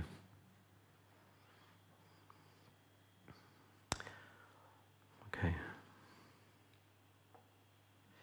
One of the practical steps for alignment, one of the most important ones, is to have good association. There are so many practical tips that I could give here, but you have already received a lot from Guruji himself. But one of the most important ones is association. And it's very important to be associated with the devotees of the Lord. Because if you start the spiritual path, when you start, you might have lots of enthusiasm. Yes, I found my Satguru. It's really great. I know why I'm here. I'm happy and I'm in love with everybody. Let's go. So you go off on your spiritual path, and the first 3 months, a year, you're all excited. And then after 2 or 3 years, you're still excited, but it's a little bit less. And then after like 6 or 7 years, maybe the excitement's lower. And then after 10 or 15 years, the excitement goes down a little bit more.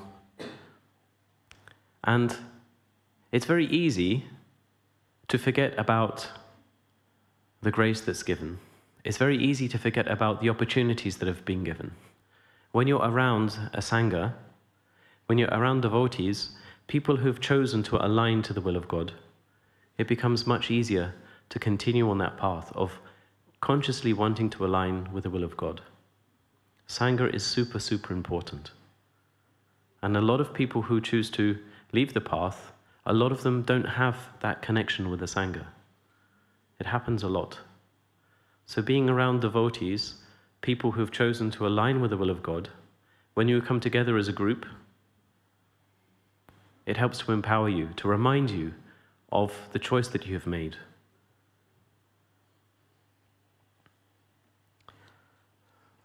Okay, another very practical tip for alignment: reading the scriptures. The spiritual scriptures give us the understanding of the journey of life and the purpose of life. They give you the context and also the instructions of how to reach that goal, that conclusion of life. Krishna said, chapter 4, verse 9, "Whosoever knows the truth of my birth and deeds, O Arjuna, is not reborn again. After leaving the body, they come to me." So Guruji said in one of his Bhakti Sutra talks, if you meditate on only one Leela, if you look up here, you can see the whole life of Krishna.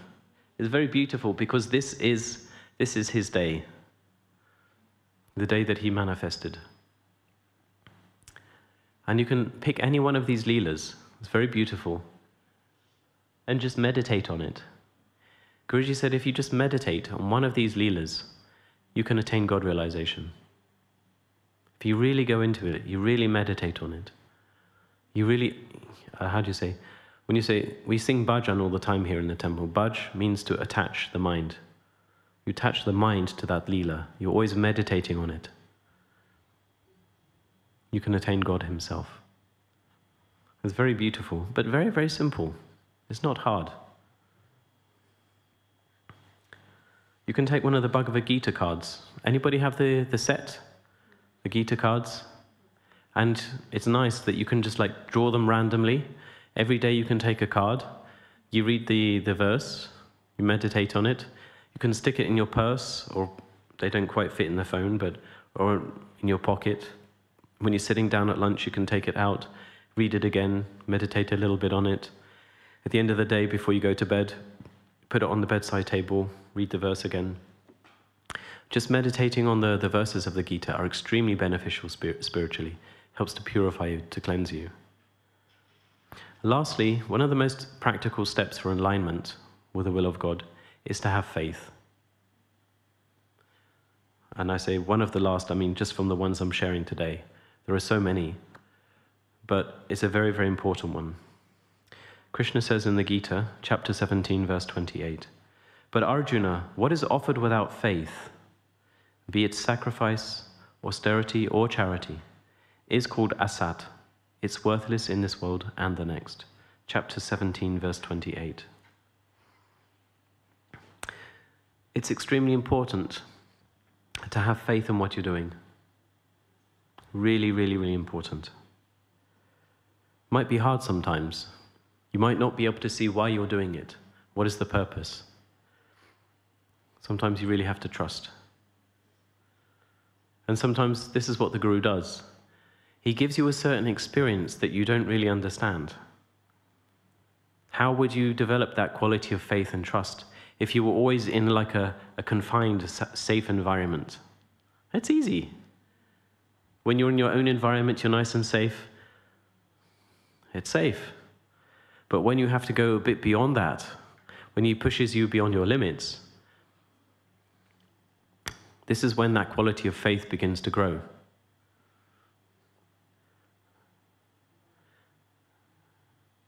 I'm just curious, anybody here, perhaps during a darshan or just before a darshan, Guruji said, "Okay, I want you to talk in darshan today. Did that happen to anybody? Yes?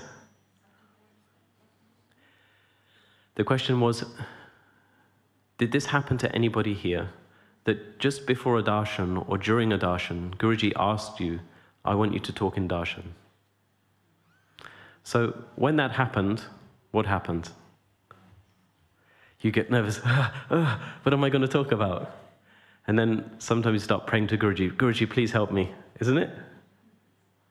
So when Guruji takes you out of that safety zone, he pushes you a little bit more into deep waters of life. You start to pray, you start to connect.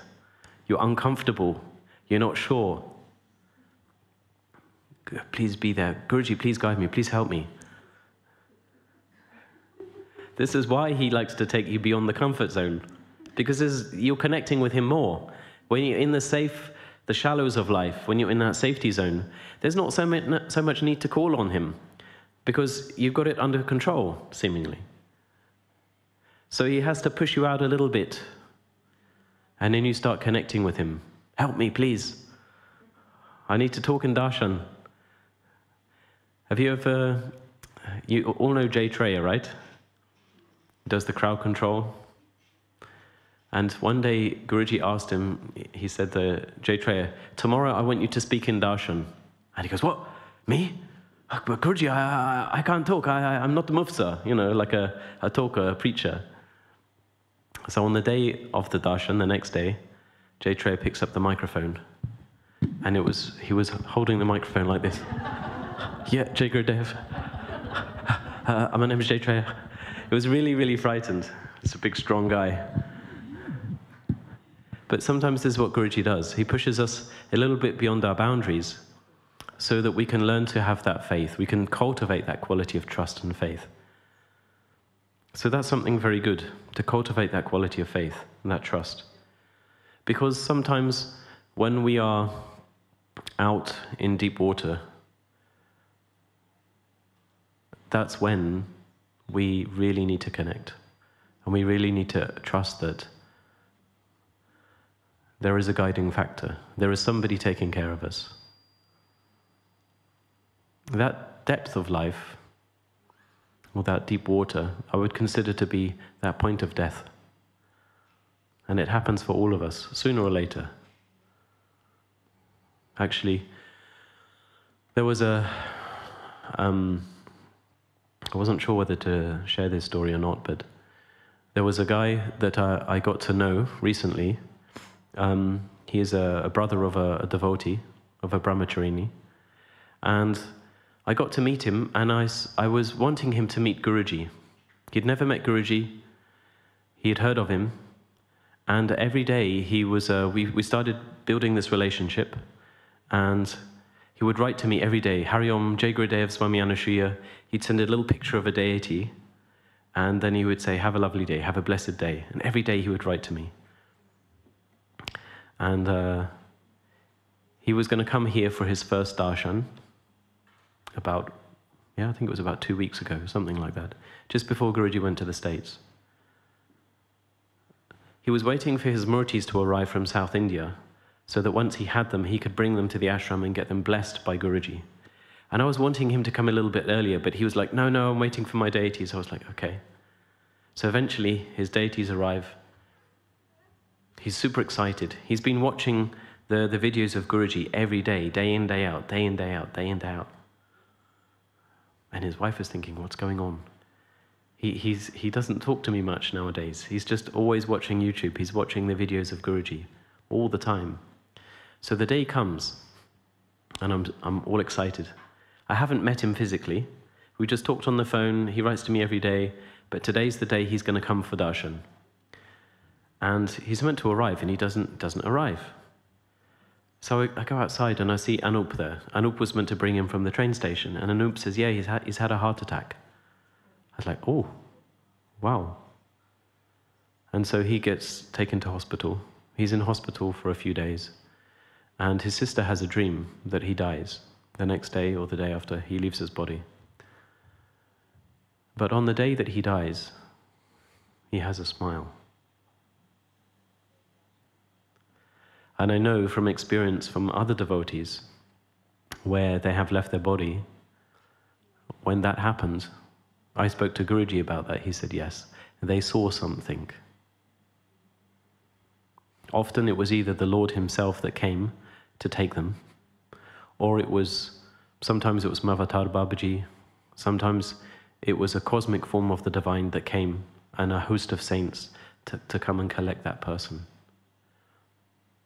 He never had a darshan with Guruji physically. He never met him physically, but yet the day that he left his body, he had a smile on his face. For me, stories like this, they deepen that faith, that quality of trust, that there is a plan behind everything. So continue to have that faith in whatever you do, all of your sadhana, all of your efforts on your spiritual path. It will bring you, at that point of death, which is the most important point of our life, it will aid you in attaining the Lord himself.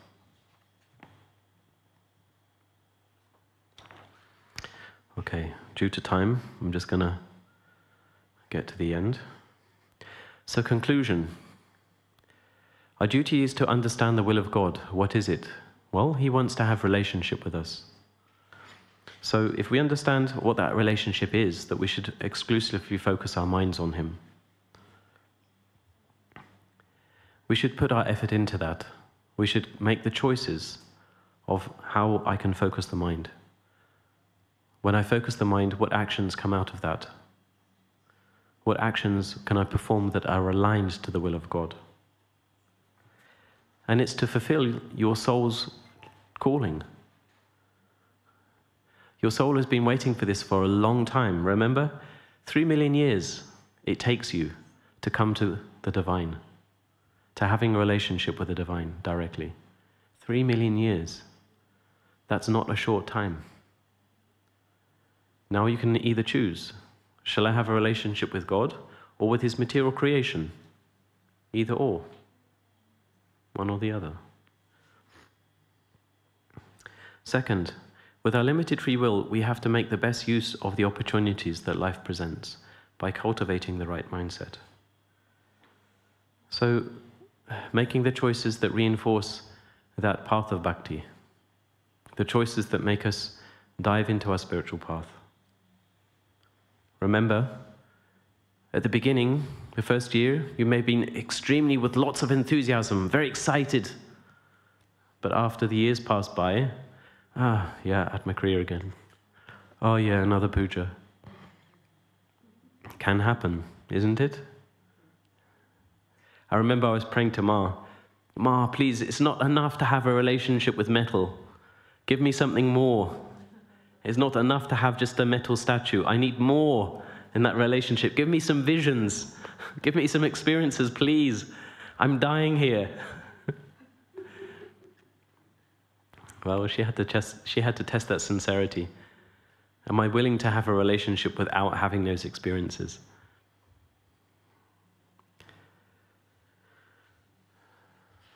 Okay.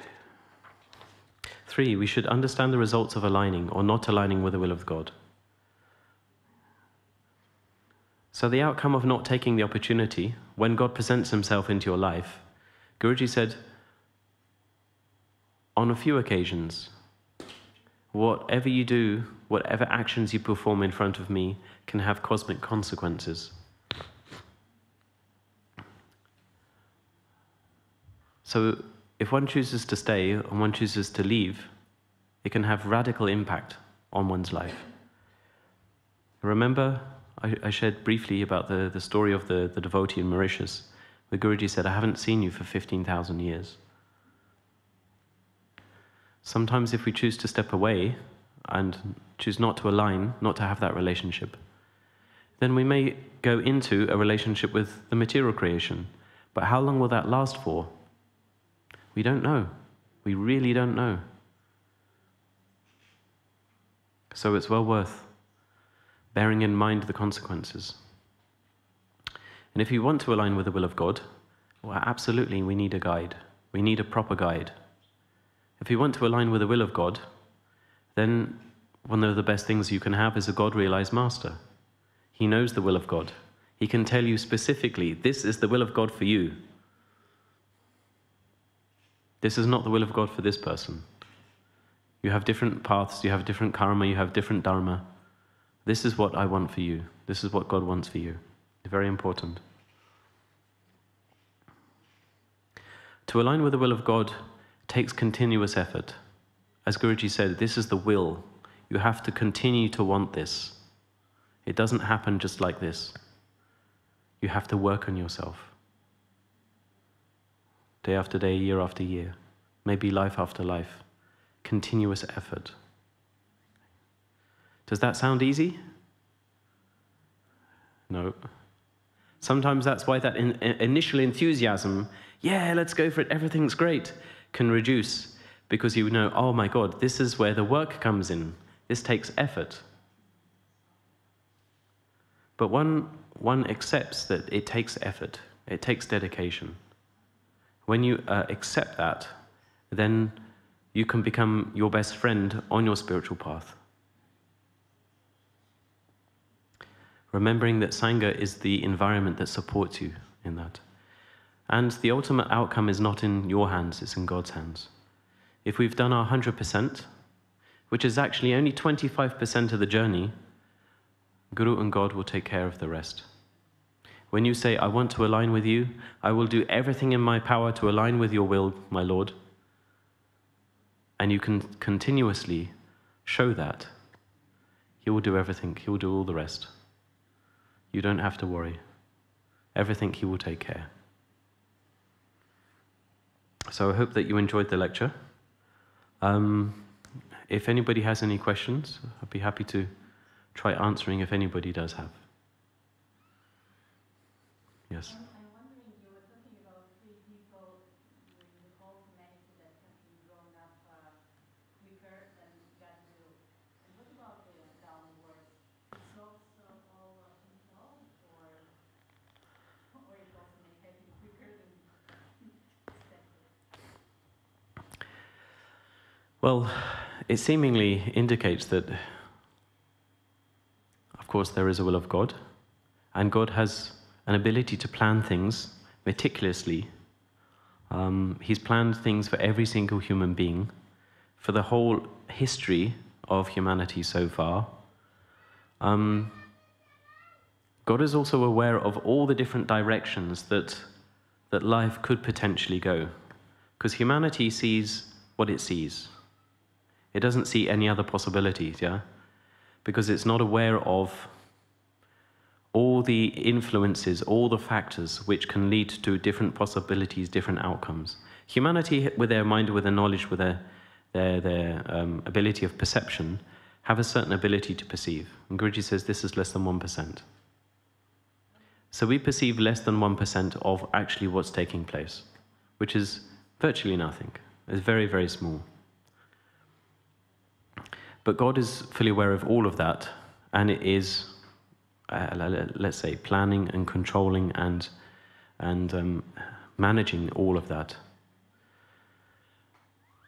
So I would say, from that what Guruji has said, I would say that God is in control of all of that and is giving where possibilities can be given. He's given possibilities. He's given a reign of free will.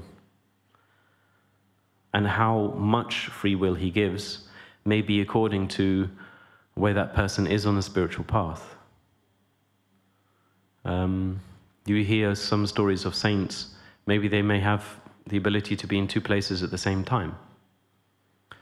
The more aligned that you become with the will of God, the more capacity, the more responsibility he gives for you to serve. So some great saints have the ability to serve in many places at the same time. Ultimately, that's also part of God's will and God's choosing. I don't see us having the ability to do something outside of God's will, because that would not be within God's power. So it's interesting, this statement, they've evolved faster than what God had planned for them. I think that is also actually within God's plan itself. Yeah. Any other questions? Okay. Oh, yeah. I have to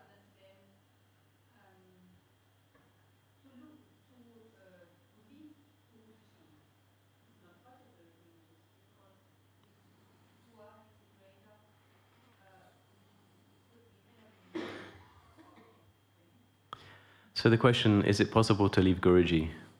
Is it possible to leave God?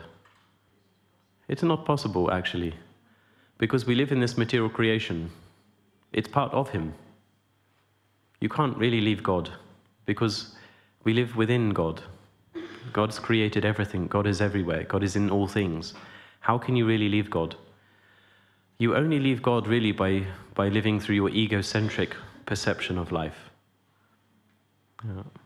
When you live through your mind and your sense of I, me, and mine, my identity, that's the only way that you can live in such a way that you don't have a relationship with God directly. You can live in that state of, I want to have a relationship with the material creation, but you don't perceive the divinity in any of that. So you can't truly leave God, because even though you're in the material world, you could be a criminal, you could be the worst of humans, you're still in the presence of God, always. So you can't truly ever leave. Yeah. But you may choose not to perceive. Yeah. Okay. Thank you very much. And wish you a lovely Krishna Janmashtami tonight. The ceremony will go on through, of course, we had the coming of Krishna, the manifestation at midnight. And then after that, we'll open the curtains, do the Abhishekam, the puja, and probably finish around about 2 o'clock this evening. So I look forward to seeing you there. Jai Gurudev. Om